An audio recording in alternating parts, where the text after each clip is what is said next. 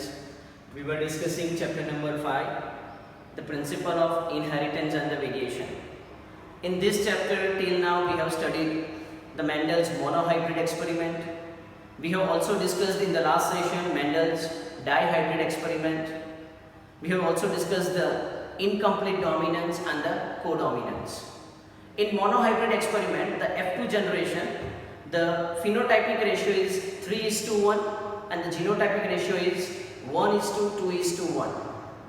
In a dihybrid experiment, the phenotypic ratio in the F2 generation is 9:3:3:1. And in incomplete dominance, the phenotypic and genotypic both ratio is 1:2:1. That already we have learned it. Okay. Now today we will discuss whether this Mendel's experiment is correct in all the circumstances or not. Okay. So that we are going to learn today. Okay. So first of all, I want to show you that I just revised the dihybrid experiment what we have performed, and I will show you the in brief result of it.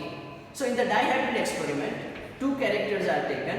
That is, one is round and yellow seed that is crossed with wrinkle and the green. The round is the dominant over the wrinkled surface and the yellow color is dominant over the green surface. This is the parent generation what we took. Now due to that, in the F1 generation, which kind of the plant we obtain? Capital R, small r, capital Y, small y. Okay. Now this F1 generation is self-crossed. It is self-crossed with capital R, small r, capital Y, small y. Means here what we have done? We have done a self-cross. And as a result of self-cross, what is going to be produced?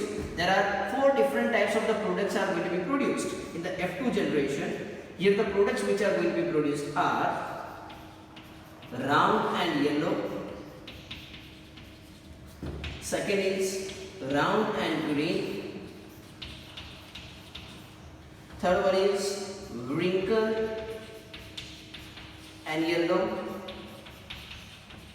And the fourth one is wrinkled and green. This we have obtained in the ratio of 9:3:3:1. Okay, this is a ratio what we have obtained in the dihybrid experiment. This is a phenotypic ratio what we have obtained in the F2 generation. Okay, clear? So this is what we have obtained. This is just a brief revision of a dihybrid experiment. Now we want to say that based on this monohybrid experiment and the dihybrid experiment, the Mendel has proposed 3 laws. Law of dominance, law of segregation and law of independent assortment. These are the 3 laws have been proposed by him. Okay. Even we have also learned the taste cross. In the taste cross, we are crossing it with a recessive characters. Okay. We are crossing it with a homozygous recessive characters, and then we are going to observe what is the ratio that is going to be obtained. Okay. That we have already discussed. Now, today we have to see that why the Mendel works has not been published this much. There are few limitations. Due to that, the Mendel work has not been published in a large proportion. What are the reasons? The first reason is that at the time when the Mendel has published its result, it was the 1865. The Mendel has done his experiment in 1865. But till the 1900, the majority of the people in the world doesn't know about the Mendel's experiment and its a conclusion. Okay, they don't know the importance of this. What are the reasons that Mendel remains unrecognized between these 2 periods? So the first reason is that at that time, that during 1865, the communication was not easy. This is one of the reasons. Communication was not easy. Okay, at that time there is no telephone, no internet, no WhatsApp and no Facebook, so the communication was not easy, and that's why the Mendel experiment that remains unrecognized. Second reason why the Mendel experiment that remains unrecognized. Mendel has found that his concept is based on the factors. What we are currently calling it as a genes. Mendel called it as a factors. Mendel has given a concept of a factors, and these factors, they are stable and heritable. Okay, so and these stable and heritable units in a living organism, they control the different traits, or you can say a trait means a characters. The different characters are going to be controlled by these factors or the genes. Okay, they are the stable and the heritable units that was proposed by the Mendel. Okay, but his peer, his colleague, they do not believe him. Okay, they do not believe in the concept of factor. Clear? This is the second reason why the Mendel experiment remains unrecognized for the number of periods. Okay, so he has proposed these factors. Third reason why the Mendel work has not been recognized. The third reason is that Mendel has utilized, or he has used, a mathematics in biology, like we have also used, like a plus b whole square is equal to a square plus 2ab plus b square. Even he has also done the statistical analysis. This statistical analysis or the application of mathematics in the biology, that was new at that time, and that's why it was not understood by the many people and the scientists, and even it is not accepted by the scientists. They are saying that this is not possible, you cannot apply this mathematics into a biology. There is a no correlation. Such kind of the comment he received. Okay, but that means the use of mathematics and the statistics in the biology, that was not accepted by his peers or his colleagues and the scientists. So this is the third reason why the Mendel work remains unrecognized. The fourth, the major reason why the Mendel work remains unrecognized. He said that he given the concept, there is a something, he called it name as factor, and that is transferring from a parent to a next generations. Okay, and they remains a stable, heritable, and they control the different characteristic. That the Mendel has said like this, but he is not able to present his proof. Why his colleagues and scientists are not believing him? Because he is not able to present or show the proof of factors.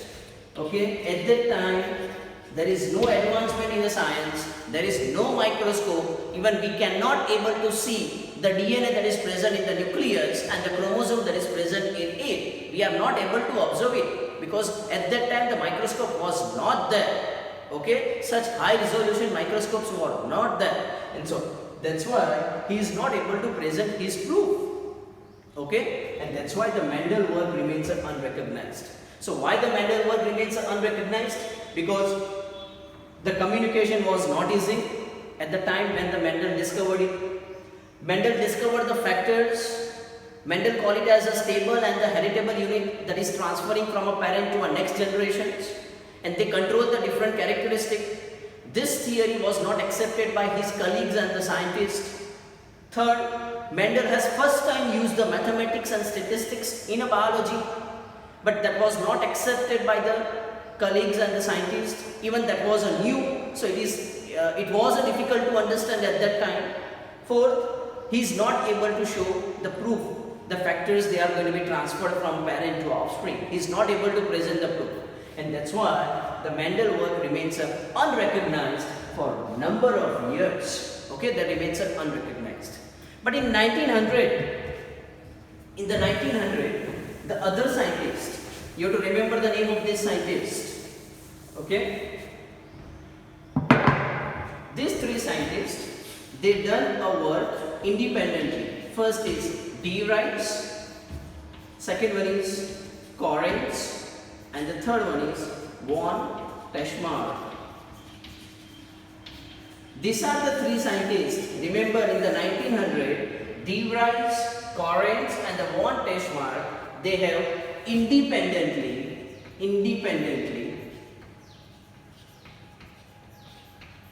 rediscovered the Mendel's principle. Okay, whatever the Mendel has suggested, these three scientists has independently rediscovered, and after that the Mendel contribution or Mendel recognition has been you can say based evaluated. Okay, even in the year 1902 there are two scientists. First is Walter Saturn and the second one is Theodore Boveri. They have recognized a role of chromosome. They are able to observe the role of chromosome, and they found that the role of chromosome is comparable with the role of a gene, what the Mendel was calling it as a factors. Okay, that was discovered by this Walter Saturn and the Theodore Boveri. The science has been advanced during this period. We are able to discover the microscope, and due to a discovery of a microscope, this chromosome can be observed by this scientist Walter Saturn and the Theodore Boveri. They have observed it, and during the observations they found that the role of chromosome and the role of gene, they are comparable. It was found. So this is the reason why this is an advancement what happens in the case of a science. So D. Wrights, Coren, one Teschmarks, they have rediscovered independently the Mendel's principle. Then in 1902, the Walter Saturn and the Theodore Boveri, they have said that the chromosomes have a comparative role with the genes, and they are also going to be transferred from a parent to a next generation. And this is possible because of advancement of a microscopy. Now we are able to see this microscope under, we are able to see this chromosome under the microscope. And now we can also see that we are able to present the proof there is something that is going to be transferred to a next generation that was established by this scientist. Okay, so this is what the advancement occurs. Okay, next thing is that after this, the many scientists, specifically at T.H. Morgan, they have started to see that whether we are able to get the same result as the Mendel has performed. Okay,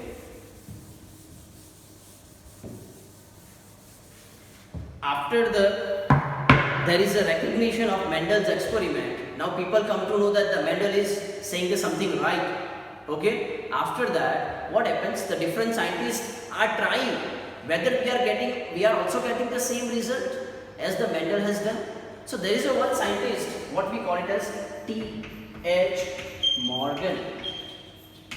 The T.H. Morgan has also started the experiment. He has also performed the dihybrid experiment. Means the experiment with two character or inheritance of two genes. He has started to perform this. Okay, and sometimes he gets the same result as the Mendel, but many other times he is not able to get the result. And now there is a question comes, why this person is not getting the same result as the Mendel has done? Okay, and the new principle that comes into existence, and that is called as linkage and recombination. Linkage and recombination. This is the new concept that comes. Okay, you know that the Mendel has said that there is an independent assortment of a character.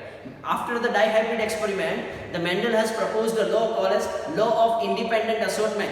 Means it is not necessary that with a round only yellow color goes. With a round even the green color can also go. Similarly, with a wrinkle the green color only goes. That is not the only possibility. With a wrinkle seed the yellow color can also go. That means the independent assortment can occur. Independent. But sometimes it follows the rule and sometimes it doesn't follow the rule.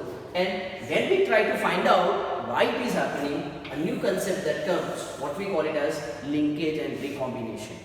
We will learn this linkage and recombination which was proposed by the Morgan in the next session. In the next session we will learn this. Okay, with the help of an example of a fruit fly, that is Drosophila melanogaster. The Morgan has studied this dihybrid experiment in the Drosophila melanogaster. It is a very long topic, so that we will discuss in the next session. In the meantime, I will also tell you the taste cross in a dihybrid experiment. We have also performed the taste cross in monohybrid experiment. Now we will do the taste cross in a dihybrid experiment. Okay? So see, this is round and yellow. This is wrinkle and the green. Okay? You know that when in the F1 generation they are self-crossed, you get a ratio in the F2 generation 9:3:3:1. But when it is taste crossed, what is the ratio that we obtain? Let us see. So this is the parent generation. This is the F1 generation. Capital R, small r, capital Y, small y. This is the F1 generation. Okay? This is obtained by crossing between these two. Now according to Mendel, what we are doing, according to Mendel, I am saying first. According to Mendel, we are doing like this. Capital R, small r, capital Y, small y. Means we are doing a self-crossing, self-cross. Similar generation is crossed. But now here we are performing a taste cross, not a self-cross. Here we are performing the taste cross. So in the taste cross, you know that we have to cross it with homozygous recessive. Homozygous recessive means this is a recessive character, small r, small y, small y. Okay? Instead of self-cross, we are doing a taste cross. Okay? So now see, what are the gametes are going to be produced, and then we will see the results in the F2 generation. The gametes of this are, which are the gametes? You know how to form a gamete. Capital R, capital Y. So first gamete is capital R, capital Y. Second, capital R, small y. Capital R, small y. Next, small r, capital Y. Small r, capital Y. This small r and capital Y. The fourth gamete is small r, small y. Okay, so these are the four gametes that is crossed with here. Okay, so make a gamete. Small r, small y first. Even the second one is also small r, small y. Third one is small r, small y. The fourth one is small r, small y. Clear? Here you can see that in the taste cross, in a homozygous recessive plant, you are obtaining the same type of a gamete. Okay, it is as it is homozygous recessive, you obtain the all similar gametes. So instead of writing the 4 times, okay, I am just writing the 1 time because they all are same. If I multiply the same thing to all, I am getting the same result. So to make it simpler, I am just using only 1 because we are getting the same result with these. Now we have to cross with it. Cross with it. Clear? So the first possibility, capital R, capital Y, small r, small y. I am writing over here. So what we obtain in the first generation? Second generation. There is a crossing between these two. Okay? Here I am writing its result. So what is its result? Capital R, small r, capital Y, small y. Clear? This is one.